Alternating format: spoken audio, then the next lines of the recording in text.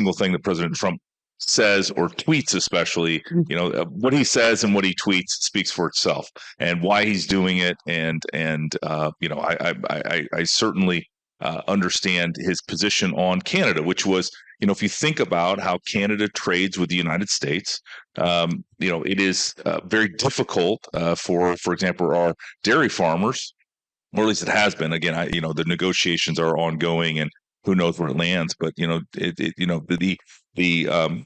the practices and the trade that Canada has done takes dramatic advantage of their proximity, takes dramatic advantage of our free and open markets, and closes markets to many things. And as a son of Iowa, and a heart for farmers, I understand that those kind of not having markets where we can send oftentimes our commodities that are high quality and inexpensive comparatively, that disadvantages American farmers. And if you're America First president, you want to advantage all your citizens, and including farmers. And so President Trump, I think, uniquely understands leverage.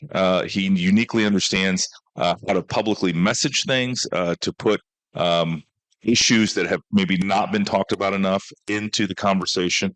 And I think it's really put Canada, I think, in a difficult spot. I don't think our trade relationships, and this is one of the things that I made sure didn't bleed in, whether it was the trade discussions with the EU or whether it's trade discussions with Canada, I did not let that bleed into the security architecture of the North Atlantic, and how we are going to protect our 1 billion citizens and make sure that we have a strong alliance, and that strength is going to ensure not only our security but ensure peace.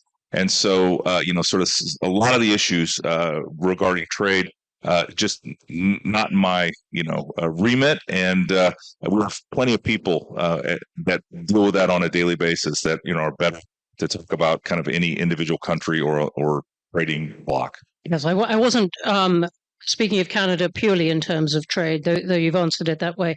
Let me switch to Ukraine. And the previous session here was about Ukraine and what would take us towards a durable peace.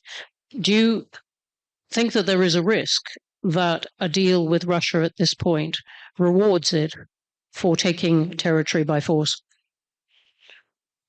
No, I don't, because ultimately, whatever the deal that's made is going to have to be agreed to by both sides, mediated by the United States. Certainly, we've seen, just today I was reading that Umarov has been with Steve Witkoff and Jared Kushner for the last 3 days in Miami, and they had just got back from Moscow. And so I think this is how negotiations work, how shuttle diplomacy works.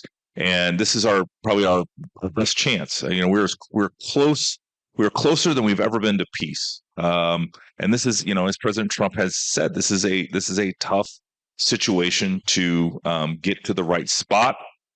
And ultimately, this war needs to end. It's been going on for almost 4 years with millions of casualties and real devastation to a country, Ukraine, which I just visited 4 weeks ago myself, and met with all the key people. I went over to Kharkiv to see firsthand sort of how technology, especially, is being deployed on the battlefield, and how Ukraine's continuing Russian invasion. And but we should all be encouraged. Because you have to do here. Again. Peace in any climate. التقيم على الأوكرانيون أن يوافقوا على أي اتفاق، والروس أيضا ينبغي أن يبرهنوا أنهم لديهم نية صافية بإنهاء هذه الحرب.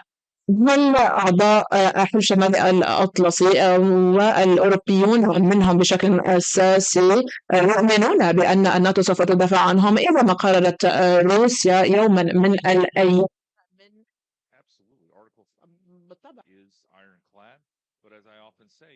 Article 3 comes before Article 5, which says that each member country is going to contribute not only to the collective defense, but their individual defense. And so we need everybody to continue to invest. But especially on the eastern flank, which would be the most likely place for, if Russia were to make a foolish mistake and try to challenge the NATO alliance. I mean, Finland is a rock star when it comes to providing for their own defense, and population wise, not a huge country, but they have a all of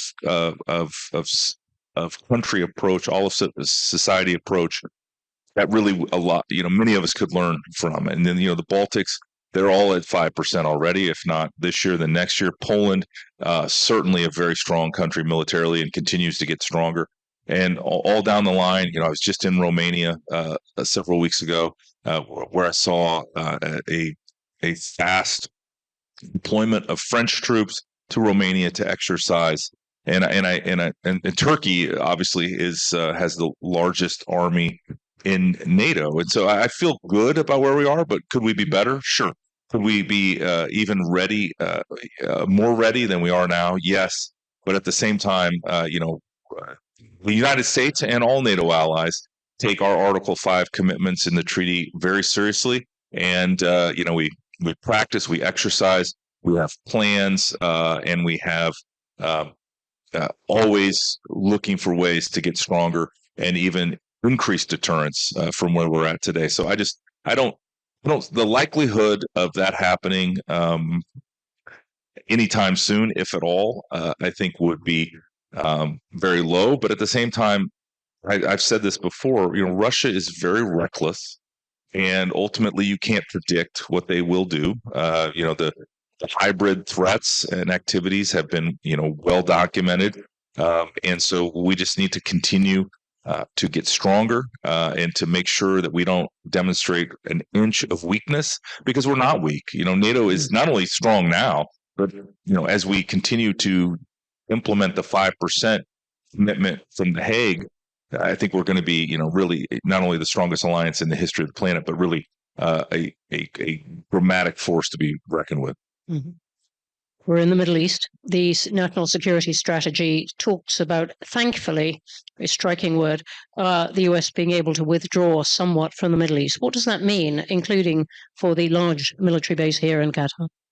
Yeah, I think one of the things that we need to appreciate is that recognition is that the United States cannot be the world's policeman. We cannot be this rapid deployed force that goes everywhere to settle every conflict. We expect our allies to step up. We expect our allies to be strong as well and collaborate and cooperate with the United States. I mean, here in Qatar, obviously, great ally, probably one of our best allies outside of NATO, if not the best non-NATO ally, and a country that wants to commit to modernizing and making sure that they have the weapons and forces that can be a net security provider. And I think that's what we're looking for. We're looking for our allies to develop themselves to be interoperable with the United States and our other allies, and that is what's going to be the force multiplier for the United States, so that we don't have to have aircraft carriers and battleships, cruising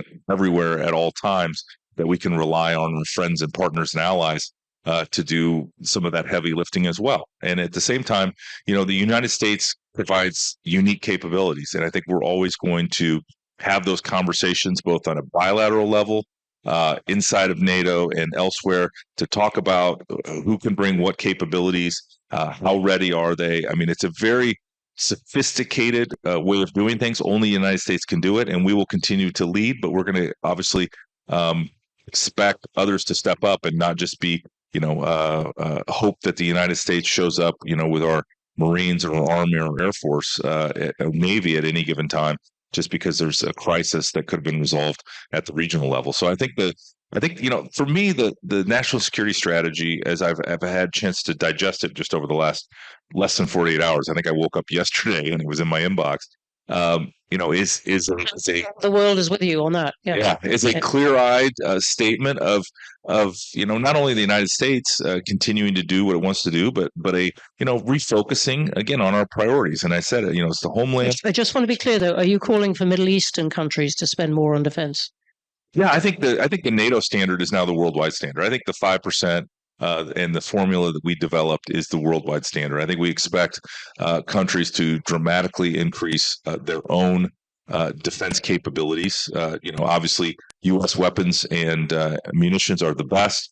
We need to look for co-production opportunities, not only of Patriot missiles, but of all types of weapons and joint ventures. But we also, the thing that we need to collaborate with our friends and allies the most is in dropping the price of a lot of these systems, because what we've learned from Ukraine, we've learned a lot of lessons. One of the lessons we've learned, I think, is that good enough when you're fighting a war is oftentimes the standard. These exquisite systems just are not going to make sense when you're firing expensive missiles against Shaheds. You're going to lose that money game of war, unfortunately. And so we're going to look for cheaper, attritable air defense. We're going to do it much more effectively and efficiently. And that's what, again, that's going to be the defense and the strength that guarantees and ensures peace. The ambassador has kindly said he will take a couple of questions, and we're going to squeeze them in. They have to be good questions. They have to be good ones, and they have to be short. He's short of time. There's one right in the front here. Thank you, Ambassador. President Trump has this very Excuse me, would you like to say who you are? Yes, I'm Gustavo Alegrete. I'm an international reporter and TV anchor. I'm based in Washington, D.C. President Trump has been very tough with Spain, asking the government of Spain to increase from 2 to 5% within the NATO. And the government has been reluctant to do so. Actually, in the opening, we heard this morning from the Foreign Affairs Minister of Spain saying, it's not what you allocate in terms of money, but in terms of delivering what the NATO is asking to the government. And Spain is complying with all what NATO has asked to Spain. Excuse me, it is a good question, except it's not yet a question. Please, could you get to that bit? No, you said that the standard is 5%.